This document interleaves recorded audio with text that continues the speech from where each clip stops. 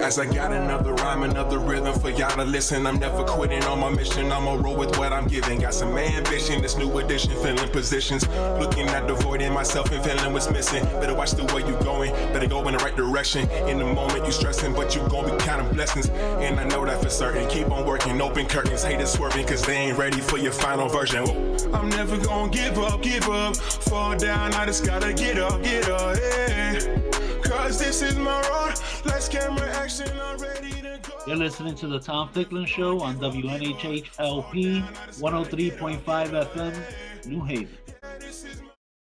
Hey everyone, and good morning, Kebra Smith-Bolden. Kebra Smith-Bolden is with us. I mentioned to Kebra that I want to just kind of share a little bit with folks about who she is.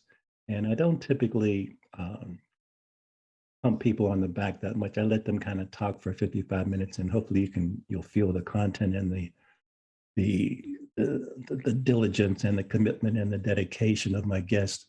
But it's really important for people to know that Kebra Smith-Bolden is here. Kebra is a registered nurse and also CEO of Cannabis Health. She's considered a market leader for Women Grow Connecticut. Also, there's a listing in Google where she's she's described as a true trailblazer, a respected healthcare professional with a vision, purpose, and drive to transform this evolving cannabis industry.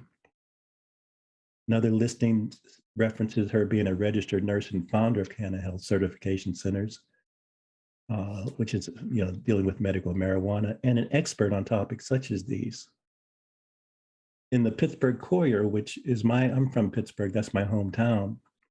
And by the way, it's for Black History Month. The Pittsburgh Courier was considered one of the most, people have heard about the New York Times, et cetera, but the Pittsburgh Courier and the Chicago Defender were the Black papers in the 30s, 40s, and 50s. But Kebra's reference as a former nurse and founder of Cannabis Health aims to provide security for people in her community who consume or medicate marijuana. He has over 3,000 followers on Instagram, and I'm sure those are just to kind of follow you, Kebra, your fashion statements. I'll just leave that at that for the moment, or your car purchases, but I'll leave that for the moment also. But I wanted to mention that in Forbes magazine, July 29th, 2020. Yes, I said Forbes magazine. I didn't say the New Haven Independent. I didn't say the New Haven Register. I didn't say WNHH. No offense, Harry, about our prominence. And I was just going to say, if I could just interrupt for a second, the local press that I've received, New Haven Independent, New Haven Biz, has been the most endearing to me, the one that means the most to me. So, well, for most endearing to me, it's the Forbes magazine. I mean, we can go back and forth on this, but you're right. The hometown appreciation, the first love is really the key love. No question about that. The first love. But internationally now, love is being shared. So in Forbes magazine, and it references her career journey, which spans over 22 years at that point in July of 2020, which began as a young CNA, the LPN, specializing at that point in the area of home care. So Kebra, I just wanted to mention how grateful I am, and I know we've talked about your coming on the air prior to this, and so I'm just jumping on the bandwagon because I know you've been recently in Hawaii and recently in the Dominican Republic and wherever else you've been. But the reason for this show is there is this new industry, and we could be left up the creek without a paddle.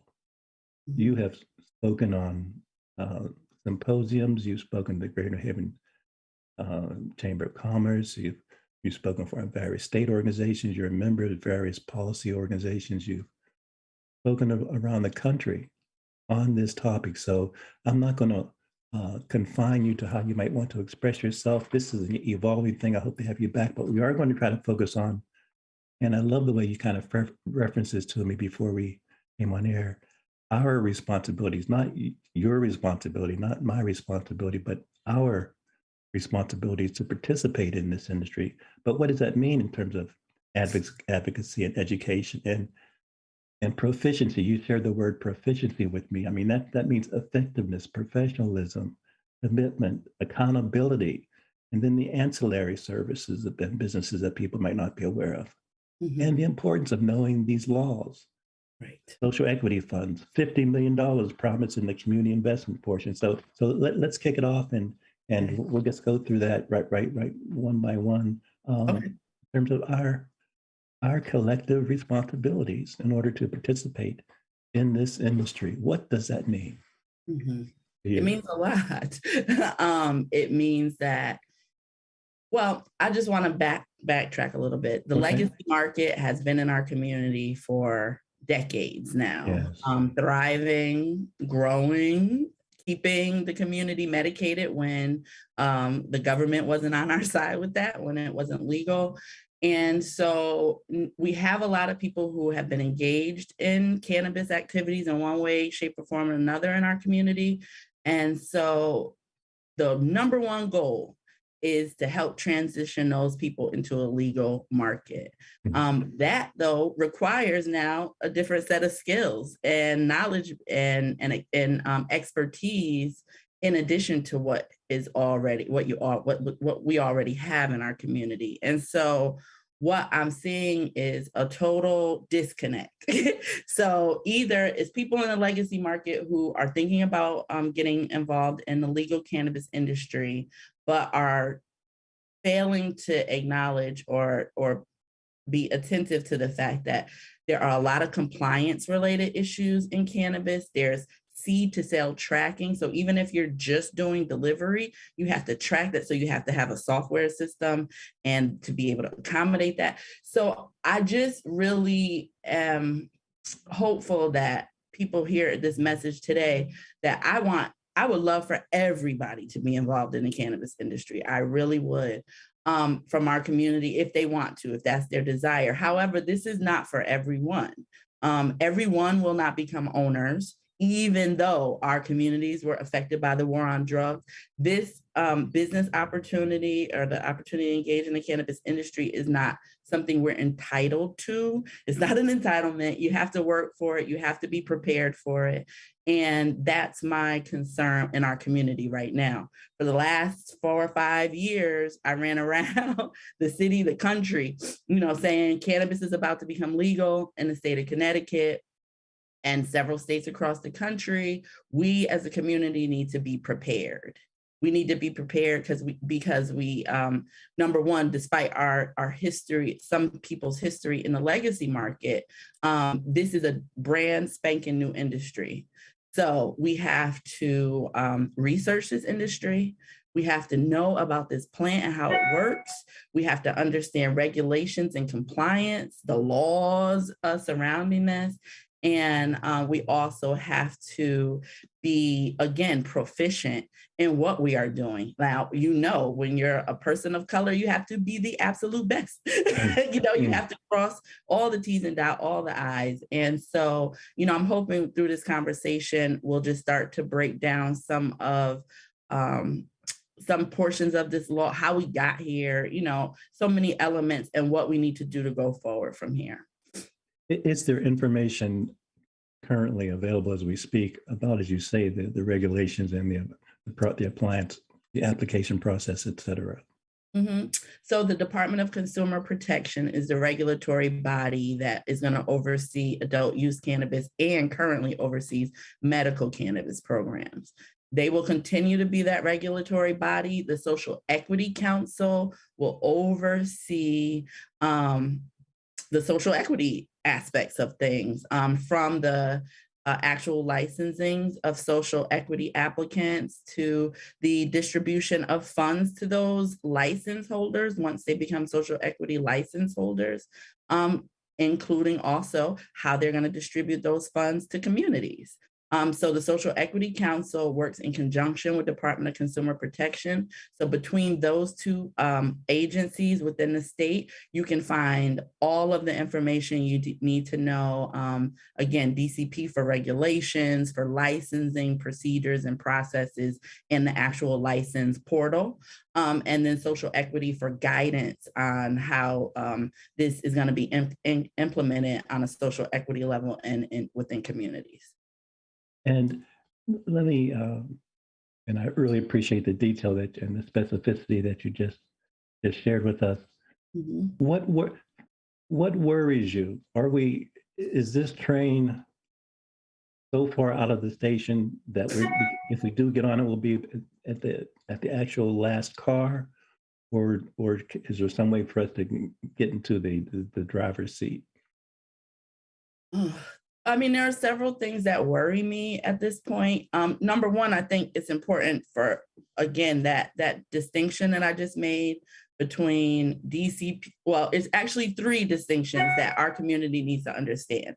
Adult use cannabis was voted into law by the legislator. So these laws were put in place by the legislature, and now we have DCP and the Social Equity Council who are tasked with implementing and getting this program started. They are not responsible, social equity nor DCP actually are responsible for this legislation. So to attack the Social Equity Council or say that they're not doing their job, or to discuss with things to be upset or to engage with them about regulations, that's not their department. The Social Equity Council is made up mostly of people of color who are volunteering to take on a major task with implementing this program and making sure it's done right, and making sure communities most harmed by the war on drugs, war on us, are remedied in some way, either through business ownership, et cetera. So that's my number one concern. Put your concerns in the right boxes, okay? So if you don't like the laws, the legislative session, did it begin yet? Or it's about to begin? We need to start advocating for the laws we want to see. So that brings me to my second issue, is the laws that we have. Some of the laws that we have in place, for instance, like the equity joint ventures, which is where a social equity applicant or a qualifying person can partner with one of the existing medical producers or dispensary owners to open a dispensary, right? So there are currently 18 dispensaries here in the state that are operating, and 4 producers. So that's 22 operators that can have an unlimited amount of these joint venture partnerships. So I hope to take advantage of one of these joint venture partnerships. They're not in and of itself bad. The portion that is concerning is that they have an unlimited ability to do these dispensaries, which will shift the market back to the current producers and medical practitioners right now. So participants in the medical cannabis industry, let me be clear about that. So the dispensaries and the retailers, they have an unlimited amount of possibilities. So when it comes to the social equity lottery, it's very limited. And so you have only 6 potential social equity retail licenses that will be made available through this lottery that's coming up. However, there are going to be up to maybe 40 more dispensaries that could be created through these joint ventures. So those 6 people that win, so to speak, will be competing against those other almost 50 other people, so to speak? Potentially. Well, I mean, there's already a medical dispensary in New Haven. Yes. So if someone opens up a same service, I as a consumer have a choice of going to either the current one or a new one. Well, if so the current medical provider, there's so much to this. The current medical providers have the option to become what's called a hybrid retailer, meaning that they are serving both the medical cannabis patients and the adult use cannabis patients. They have to pay for that. One way they can have reduced conversion fees, that's what it's called, a conversion, is to partner with a social equity person. And then they get a $500,000 reduction on their conversion fee and a new license and a new business with the social equity partner. again, these relationships can be good, they can be beneficial to the social equity partner, but they also could be predatory in nature. They also could be minimizing what a person could gain from their partnership. And they also could have clauses that say as soon as the social equity, so it's 7 years for dispensaries, these partnerships, as soon as they say, you know, these partnerships can be dissolved, they're going to sell and try to lowball the social equity license holder from really receiving all of the funds that they should. So it's really important that people, when they're engaged, if they are approached by someone about these partnerships, that they seek legal advice and that they make sure that these partnerships are on the up and up, that there is, because listen, these people can't get, none of these people can get these licenses without a social equity applicant. You're necessary. It actually is 100% your license until you partner with somebody else, because it couldn't be a license without you. So use that to your advantage in your negotiations. You know, like they can't save that $500,000 and they can't go into joint ventures without you. So you have power in negotiations. But so that's one, my next concern. That was my second concern. So you got that one. Putting the right complaints in the right box. The second was the unlimited amount of joint ventures, which will give people who are a part of that first joint venture process a head start in the cannabis industry, that people who are getting licensed down the road through the social equity lottery will now be having to play catch up with people who are already established and already making money in the industry. And just for someone that's just joining in, the two state agencies where it's free for a person to go Google and reference are which two again? The Department of Consumer Protection, DCP, and they specifically have the Connecticut Medical Marijuana Program under their regulation. They're the regulatory body for that, and for the Connecticut Adult Use Program, RERACA.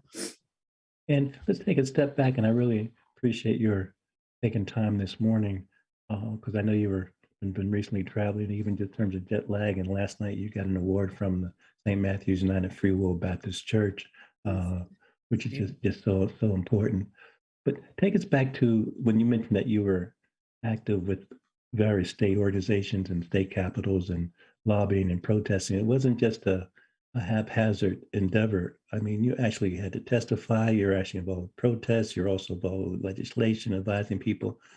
Share a little bit about that, because I want people to know that warriors don't stop. And again, you, regardless of what happens in the future, you've participated in history. You've been influencing history. You've influenced political action and legislative action. So talk a little bit about, if you would, just some of the meetings you attended, the protests you attended, the state capitals you've attended where you testified. I want people to understand that we need you got to be active. You got to run this race. There's going to be hurdles, obstacles, but it's not just doing Zoom calls and all that stuff.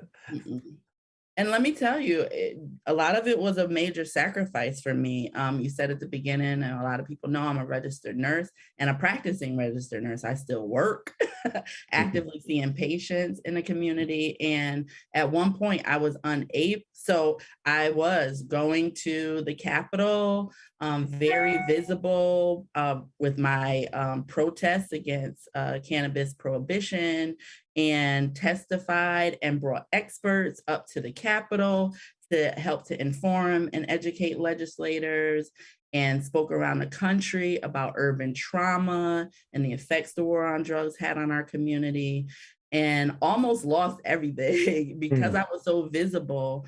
Because I've for the most part, always done home care. And I got called into the office and they were like, listen, you can't be out in the world, I guess, promoting weed and working for us. That's not who we want to represent. So when I really started being visible is when I started running into a lot of backlash personally, let's not talk about friends and family and stuff like that, but business, professionally, I suffered because of it, but I felt it was so worth it for our community to have, we're not often at the table. And if they do invite somebody to the table that looks like us, they might not be our same kind of kinfolk, so it's really important. It was important to me to be at these tables, to hear these conversations, and to represent the community, and say like,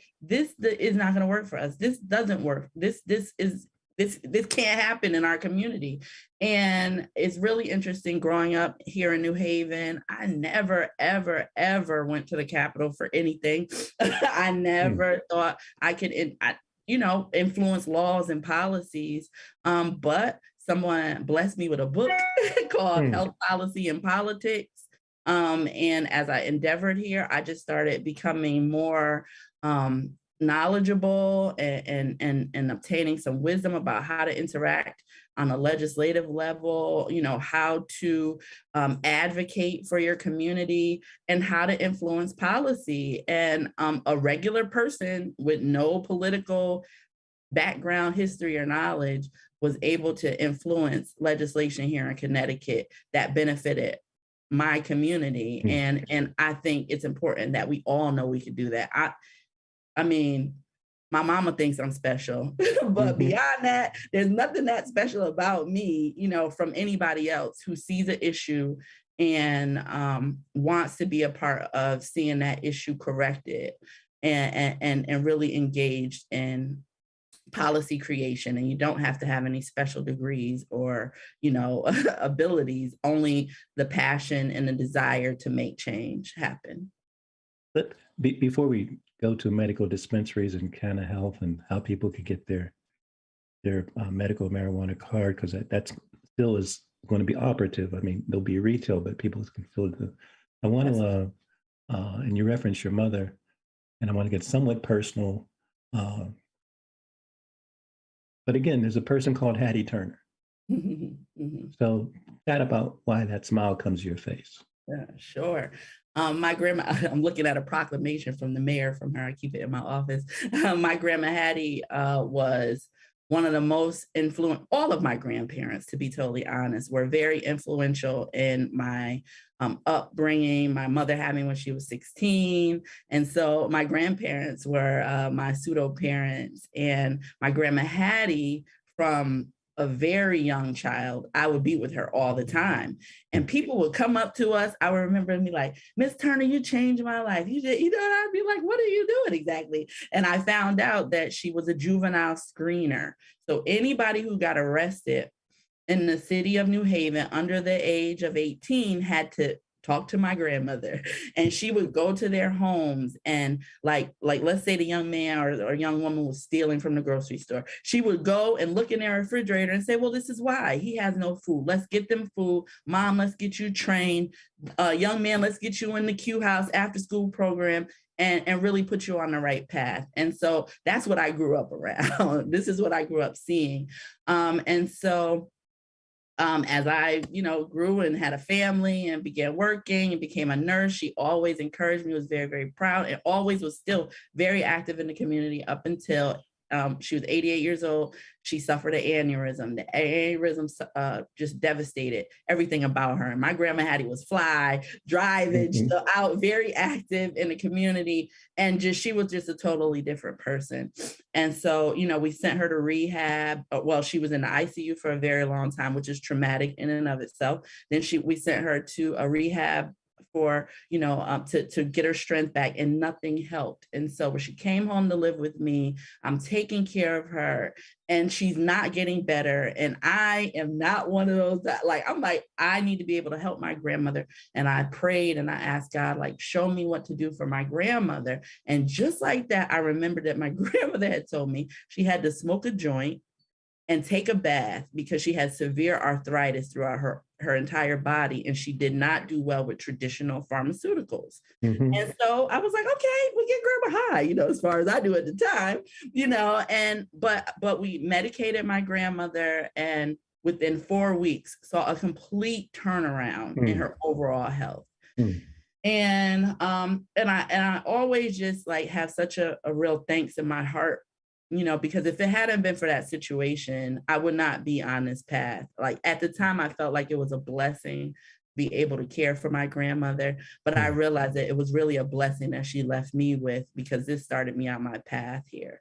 But you know, really, I honor her in everything that I do. She's very important to me, and she's very important to the city of New Haven.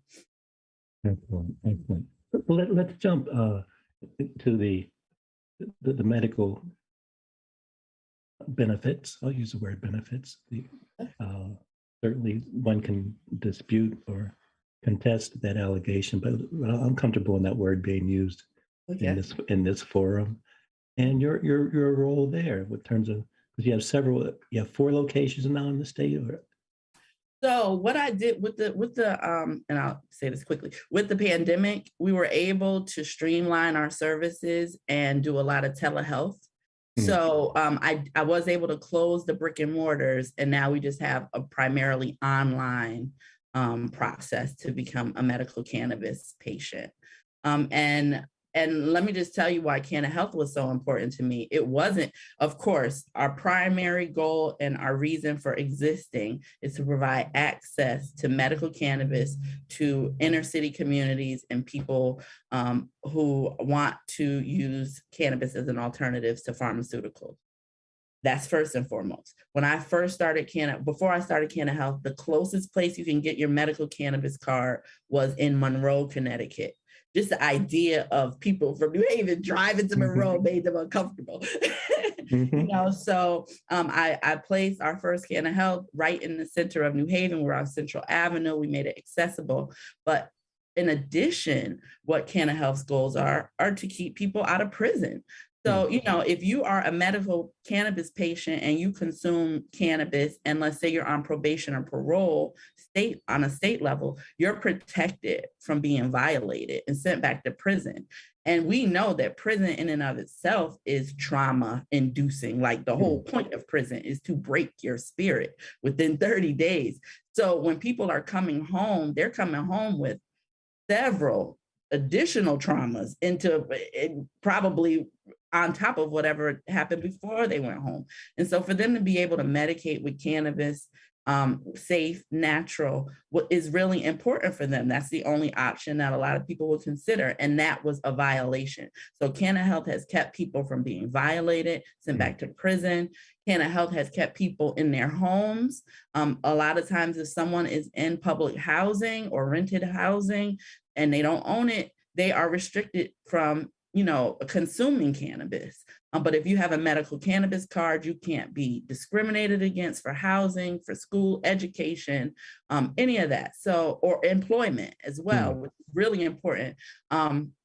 There's a process. If you are a medical cannabis patient and you apply for a job and you are drug tested, that drug testing company is supposed to contact you before they contact the employer and tell them that you were tell you that you were positive and ask you if you have a medical cannabis card. If you have a medical cannabis card, the medical director from that testing organization is supposed to change your results to negative when they report it to the employer. If anything out of that process doesn't happen like that, you have a potential case for wrongful not employing me. I don't know what you call it. But you know, this is a sidebar. If we had a lifeline, I'm sure there's somebody you could call that might be in Hawaii right now that could give you the proper legal termination. But I'm not going to go there with more specificity. I'm just saying that you have resources and you have a knowledge base, and you've trained, you work with people, and even kind of on that note, let's take a deep breath. Share with us some of the places I want people to understand, not that they can live your life, but share some of the places you've spoken, some of the names of the forums you've attended, for folks to see that this is major in terms of revenue, money, people getting rich, and various people competing now for this new gold, if you will. Mhm. I know you've been in DC, Philly. Just drop a few conferences, and We Grow. Mention that as well, Yep. as well as some of your sister friends throughout the nation. Oh, yeah. It's the building movement. Absolutely. So you mentioned it in the beginning. One of my first organizations that I connected with was Women Grow. Women Grow is a national networking organization that is committed to helping women and men get into the cannabis industry. I purchased the license to own Women Grow in Connecticut and had networking events every month for a couple of years before the pandemic, and really educated the community and anyone who would come on the cannabis industry. We had guests from lawyers to doctors to cultivators to retailers to people who made different products, all highlighting what the cannabis industry should look like, all through Women Grow. And Women Grow was also where I was had my first national stage. And I used that opportunity, and that was in Denver, Colorado. It was the Women Grow National Summit. And I used that opportunity to highlight New Haven and some of the trauma that exists in our community and how cannabis can help. And so I bring New Haven everywhere we go, but I've been, one of my other first conferences was in Las Vegas, but I've been to San Francisco. I've been to Colorado several times. I spoke at a cannabis conference in Jamaica, all up and down the East Coast. Lots of times I've spoken at NECANN, which is the New England Cannabis Convention in Boston. I was the Connecticut Advocate of the Year.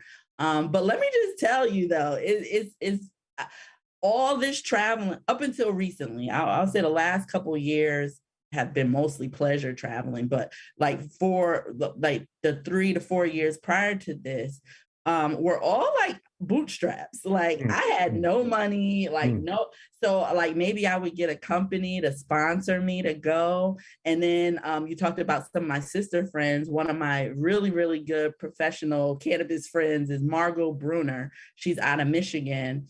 And she and I would, she would get a company to pay for her meals. I'd get a company to pay for the hotel, and we would make a conference work and really put our name out there and, began being requested to talk across the country. And now, fast forward to now, Margot has her own, she has an ancillary product. So she makes upscale, high-end rolling papers. So they might be rose infused or like dollar bills. They're beautiful. And her company, why is it escaping my name right now? She will kill me that I forgot. I will remember before, but she's on Instagram and doing really big things. Some of the other people that I initially connected with were Gia Marone, who is now president of Women Grow. She is also the owner of one of the largest cannabis PR firms in the country, GVM Communications, and Margot's is Holy Smokables. Holy Smokables. HOLI Smokables. But Gia Marone is the president of Women Grow, creator of the largest marketing firm. I was on her marketing. I was one of her marketing PR clients, and with her, I got Forbes. But I've been in Essence magazine. These were all kind of on my own. And we've worked with a lot of others like Dr. Shonda Macias, who is one of the first dispensary owners in Washington, D.C., woman of color, who is now in partnership with Southern University, the first historically Black college to have a cannabis cultivation on their campus, and it's a part of their program. And so, I've really had the honor to connect with some really great individuals, people who are doing great things. Like I haven't made the millions of dollars, or whatever, because my business in cannabis is mostly community service based. Like I give away half of my my medical certifications. It could be, but I haven't reached that mark. But I do have a lot of people who are on track or have already made those millions or starting to, and it's really a beautiful thing to see. I'm up next. You're definitely up next. You're in line, and the universe recognizes that. Share a little bit about and again, you're not a doctor, so I don't expect people to say that what you're going to say in response to my question. But I think you'll be willing to answer the question about the medical benefits, at least the medical benefits for some. I mean, you referenced your grandmother, but what are some of the current understanding about some of the medical benefits? Because at this stage of the game, with people freaking out and being schizophrenic and hating one another and not wanting to accept the truth, it seems to me that so much is up for grabs. But I am curious from your perspective, how do you see some of the variety of potential medical benefits? Sure. Let me just first bring up the hypocrisy of our government, because the United States government has had a patent on cannabis since the 70s, 663 what is it? 66307. And that is the patent number that they call cannabis medicine and call it a neuroprotector, and meaning it protects the brain, which a lot of people say it kills your brain cells. That kind of, so there's a big difference here in what is actually being proven scientifically, what we already know, and the propaganda and myths and misinformation that's being spread throughout the community. So with that being said, cannabis has been shown to reduce the plaque in the brains of people with Alzheimer's disease, and thus can potentially sustain their life and their memory, and their abilities. Cannabis is an antidepressant, and of course, all of this is very specific to the individual. And that's why I love our program in Connecticut. We have pharmacists at each dispensary to go through your profile, your symptoms, and find cannabis strains, match cannabis strains with your symptoms to begin to affect change on those symptoms. But cannabis is for symptom management. It has not been proven as a cure for anything, but there has been scientific proof that shows that it does reduce the size of cancer cells because of its anti-inflammatory abilities. It reduces all of the inflammation is really the basis of almost every disease process. So if you have a substance that can help reduce inflammation or eliminate inflammation, then that helps to eliminate a lot of issues and problems. But it's a vasodilator. So it helps to improve blood pressure. It decreases your diabetic numbers after continued use because of that vasodilation. So it helps people to have better outcomes when they're diabetic. Let's talk about trauma, because that's the majority of people that we see in our clinics are people who are there to be assessed for PTSD, or they have already been diagnosed, either of them. And post-traumatic stress disorder in our community is not what it's like in, let's just say, the veteran community, where you might have gone off to war and unfortunately seen some horrific things, but you get to leave that environment and go home. In our community, we are hit with multiple traumas. So, we may have a family member who's addicted to drugs, someone who was incarcerated, someone who was abusive, someone you may have witnessed a crime or an event. And we find that our community has multiple traumas, and cannabis helps to deal with. So one of the symptoms or results of urban trauma is isolation, is withdrawal, is the inability to have relationships, and this hypervigilance. You're always on guard. Cannabis helps to deal with some of that. It helps to deal with the anxiety related, if you have the right strain and what works best for you.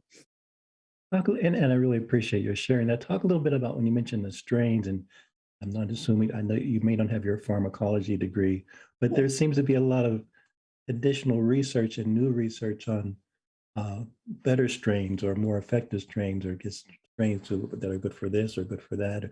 Some people talk about, I guess, what is it, sativa and indica, I guess as just for two, although they're more derivatives. But so just talk about that. I think people should be encouraged that when they do pursue getting the medical marijuana card and qualifying, that there's ways of really customizing, if you will, what might be best for you. Yes. So there's a general kind of like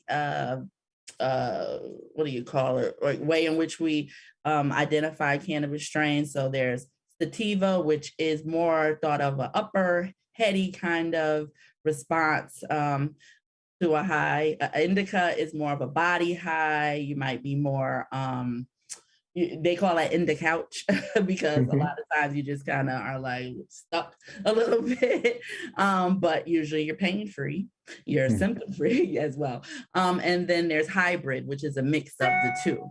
However, although that is a good starting point, so like for me, if I had a preference, I prefer indicas because my mind is always like this. So indica will help me to like chill and think and slow down my thought processes. But there's a lot more to it than that. So we're talking about terpenes, which are the scents and the smells and the elements that help give the cannabis flavor and character. And so on some of our bottles, I wish I had one in front of me, from the Connecticut Marijuana Program, it lists the terpene profile. So let's just say you're dealing with depression. So you might want something really high in lanolin, lavender, something that will help with it, or limonene, which is my favorite, like that citrusy smell. It's uplifting. And if you have that in a cannabis strain, well, then that is going to help you deal with depression. If you have something more, let me think of another one that is, if you have a different type of terpene that maybe has a different type of effects, that maybe have hops in it, you'll get a different type of effect. So terpene profile is important. The strain generalization is important. And then the THC percentage. Now, a lot of people use that to make their purchase. So they're looking for the highest, 30% THC. They're thinking that's going to give them the most results. However, if you are a person that tends towards anxiety, 30% THC sativa will likely make you more anxious. So you may not want to consume a strain that is that high in THC count. So just know that there are several elements that go into finding the right strain for you. It's not just indica versus sativa versus hybrid. It's also the terpene profile, the THC count, the CBD count, different things that counteract your high or the effect that you have. And just when you threw in the word CBD, since the marketing of those three letters has been like ridiculous over the last year and a half, 2 years, 3 years. So say a little bit more about CBD. CBD is also called cannabidiol. That's the CBD is the nickname or the acronym for it. CBD is well, if you let some people tell it, they say it does still affect you and get you, but it doesn't get you high. But like it's more of a body effect. So let's just say you're dealing with inflammation. If you take CBD, that may affect that particular thing that you're trying to medicate. However, I believe in full plant medication. So you need the cannabis plant is made up of cannabinoids. There are hundreds of cannabinoids that have been Hundreds. identified, hundreds. Cannabidiol, CBG, there's CBG, CBN. There's all these different acronyms for all the different cannabinoids, and they all act differently.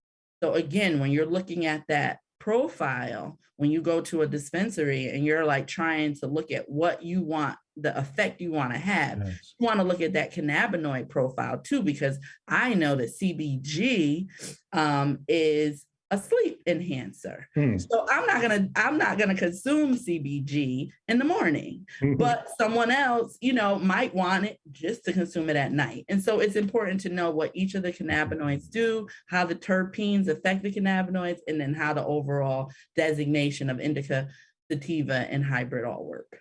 We have about 10 more minutes, and just before I want to kind of go back to this exploding, emerging, innovative, and opportunistic industry.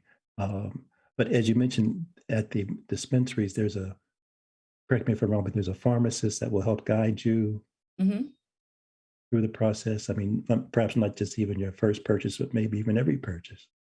You could talk. There is always in the medical dispensaries, there's always at least one pharmacist on staff. And that pharmacist should be able to answer any questions as needed. But when you do first select a dispensary or go to make your first purchase, they will do a consultation with you, make sure you understand, what you're purchasing, what you're managing, when you're going to, medicate, et cetera. And so they go over that with you as needed. And then new strains come and old strains stop being made. And so you have to adjust, and that would be a good time to reconnect with the pharmacist as well.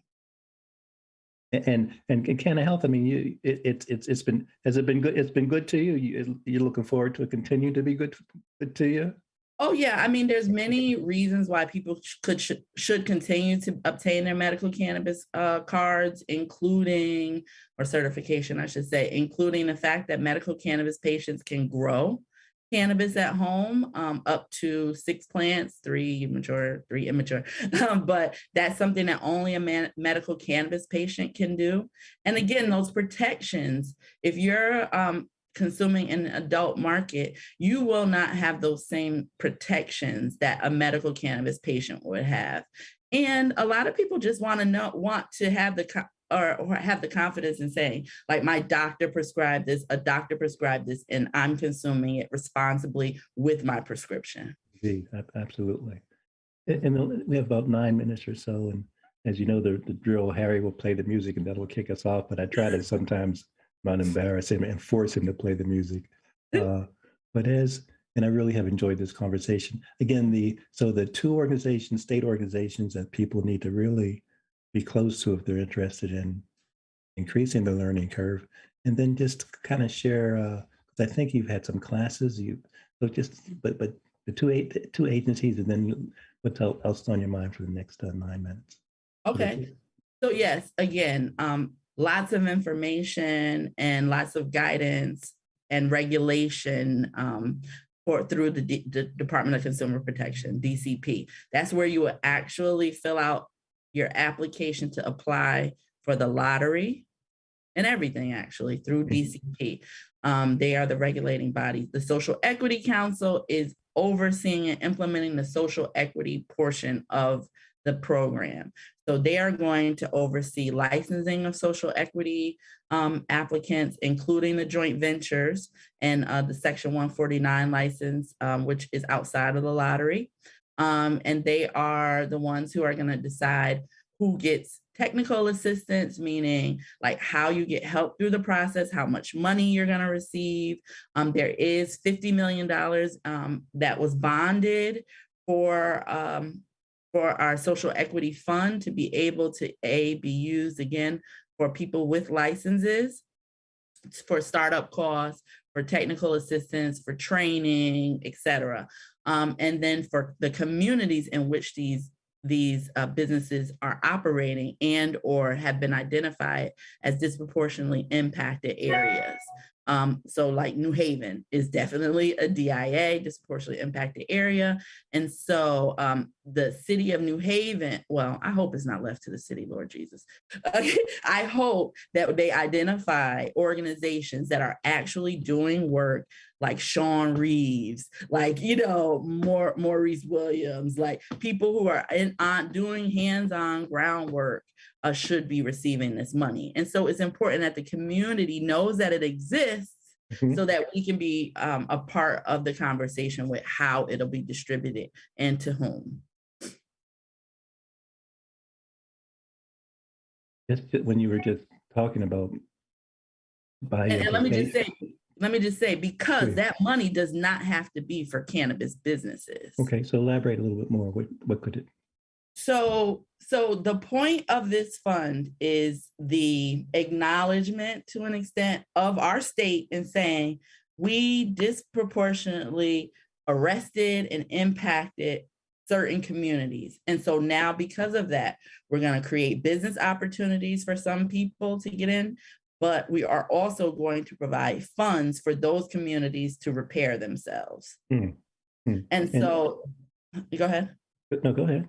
And so my hope and my goal is that all of the communities that are identified as DIAs are actively engaged in making sure that the money goes in the right places and gets to the right people that will actually help them to reach their goal, which is to reinvest and revitalize these communities. So that sounds like we should do another show just on that topic. Yeah. Okay, so we will make that happen. When you're and I think it would be good to get the social equity executive director to come on and talk about all of that. Who might that be? Her name is Jenny Ray Clay. Okay. Yeah. Out of Waterbury and head of the Waterbury and NAACP. That's her. Definitely, I'll reach out to Jenny. And I don't think she would mind mentioning, but maybe she will. But I'll take the criticism. She's also recovered from a serious illness. Absolutely. A few years ago. And has a respect for cannabis. Yes.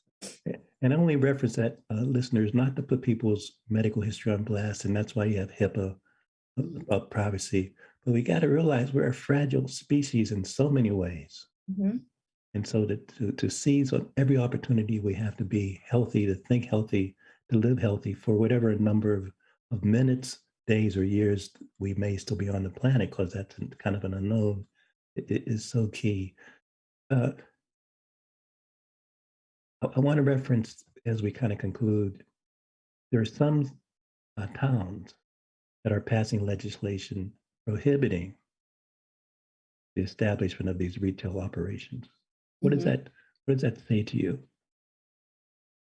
I'd say more money for the towns that wants it. They're going to be missing out on a lot of revenue, and that it's unfortunate, but it is what it is. But you also have towns like, let's just say Hamden, which I'm on their cannabis task force. They did place a moratorium on the opening of any new cannabis establishments, but that was only for them to be able to put together a zoning and business plan for those cannabis businesses by way of this work group. So they put the moratorium in place just so nothing can happen until they have the regulations and the municipal guidance in place for these businesses. Good. So that's a possibility. But you take a city like Bridgeport, you can run a business in cannabis in Bridgeport without any special zoning right now. You just have to be in the adult district, whatever that means, So there are some cities that have made some specific decisions about cannabis and some that have just kind of said, well, y'all can go over there. Yeah, but zoning and so this is important too. Let's just say you live in a town that has decided that they have placed a moratorium. You want to do a business in that town. Well, you need to make sure you have your facts together, but you need to start talking to your aldermen, your local elected officials, your zoning committees. helping people understand, like people think that these businesses are just like, everybody's high and everybody just sit around and smoke-filled rooms. But no, these are really well-run, multi-million-dollar operations that are regulated from the door to the floor, and you'd almost want a business like that in your neighborhood because of the fact that it's so secure and so well run and organized that it will help uplift and secure your whole neighborhood. Tremendous. We're going to keep on pushing till Harry plays the music. Okay. The burden's on him.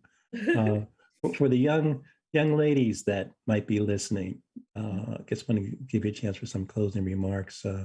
You're a mother of 4, I believe. Yes. and grandmother as well. But for young ladies that are, 16, 17, 18, 19, 20, there seems to be, what kind of words you want to share with them? And we'll come to the men for the next show, but specifically for the young ladies, with your being a mother of an early age. Well, what do you want to share with them? Okay, just that, you could really move beyond your circumstances. I think I told you I was born to a teenage mother. I had my first child when I was 17. And I thought my life was going to be over.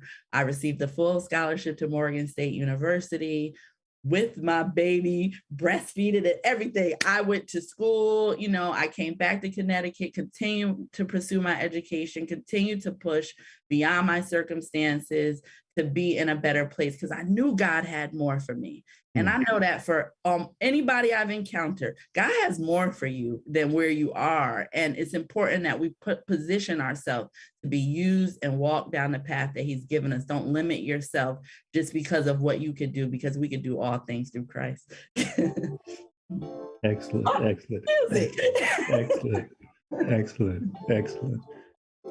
Kebra, thank you so much, dear. Thank you. As I get another rhyme, another rhythm for y'all to listen. I'm never quitting on my mission. I'ma roll with what I'm giving. Got some ambition, this new edition, filling positions. Looking at the void in myself and feeling what's missing. Better watch the way you going. Better go in the right direction. In the moment you stressing, but you gon' be counting blessings. And I know that for certain. Keep on working, open curtains. Haters swerving, cause they ain't ready for your final version. Whoa. I'm never gonna give up. Fall down, I just gotta get up, yeah. Cause this is my road.